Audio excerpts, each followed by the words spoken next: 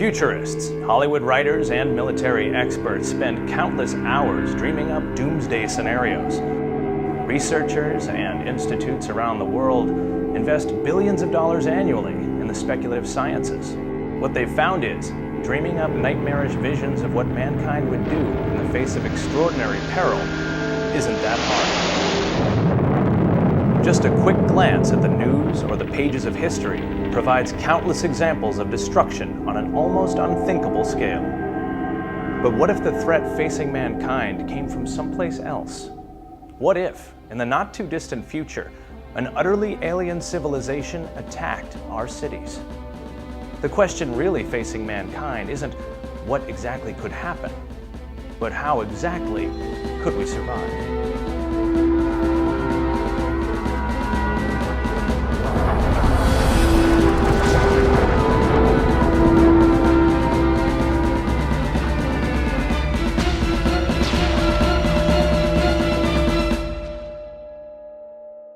Doomsday scenarios. Well, it depends on how frequently you think about doom. I'm more of an eternal optimist than I am an eternal pessimist. But I do, as a professional military man, think about what the reaction would be to invasion. Captain Dale Dye is a Marine correspondent, combat engineer, and one of the foremost thinkers on military strategy. He's a member of the U.S. Secretary of Defense's staff and a highly regarded combat advisor on Hollywood movies. It's Captain Dye's job to think about the intersection of fact and fantasy. We have to think beyond that. We have to think out of the box, so to speak. We have to think, well, what if the next encounter wasn't even with humans? What if the next encounter was with some technology for which we had no counter? And if we're not thinking in those areas, then should that sort of situation arise, we're caught absolutely flat-footed with our trousers down around our ankles, and then you do have a doomsday scenario.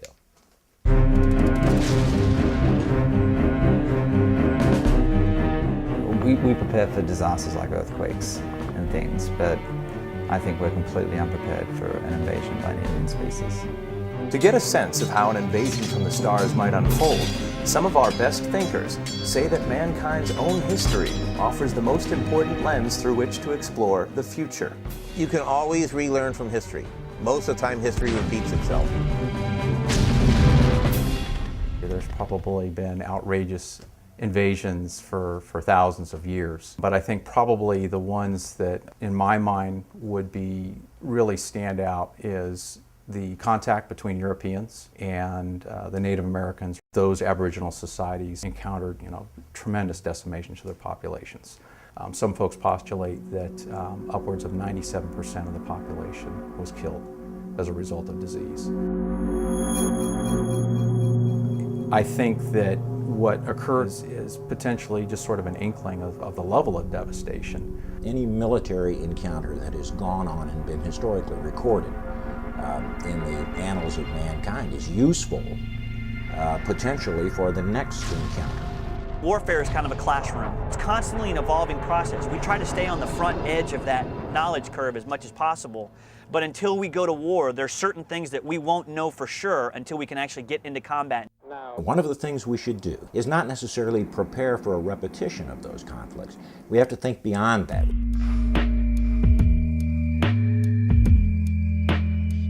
It could be very much like New York City's blackout, in which we're thrown into a spiral and not know what's going on. A lot of chaos, a lot of things that we're unprepared for. Dr. Thomas Frey is the executive director of the Da Vinci Institute, a think tank dedicated to futurist thought. Frey is one of the country's foremost experts in a so-called fringe science of speculation. How would they go about conquering the Earth? Very subversively. It wouldn't be with guns. It wouldn't be with nuclear weapons. I think it would happen without our knowing. I still think that the idea of traditional wars as we fight them now is going to kind of go away, because there'll be cleaner, more efficient ways of doing things. For Frey and other speculators, drawing up battle plans of the future requires scientific observation mixed with a healthy amount of creative guesswork. An invader would go for what we now have euphemistically come to think of as shock and awe. There is a great psychological advantage into shocking your enemy into stasis. A real devious enemy can come up with things that will leave most militaries, most defense mechanisms useless. And if I was coming from some other place and I was trying to figure out how to deal with the human species, and in fact my goal was to wipe out the human species, I wouldn't have boots on the ground. The easiest thing to do would be to use some sort of virus or a parasite, some sort of forced mutation. That would be far more effective. Well, I think every leap in lethality always counters or always prompts a counter move on the part of the other guy.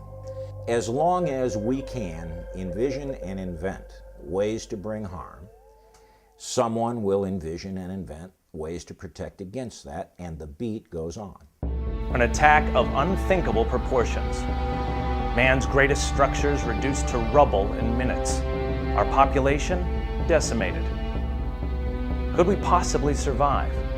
Or would mankind simply be stamped out, destroyed? I think the likelihood of humankind destroying itself is far greater than the likelihood of being attacked by aliens from some other solar system.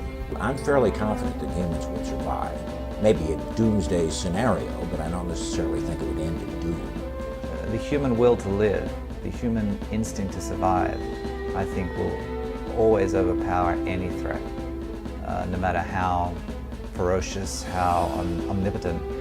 Somewhere, some human will survive, no matter what. We're kind of like cockroaches, I think, in that sense. Smart cockroaches.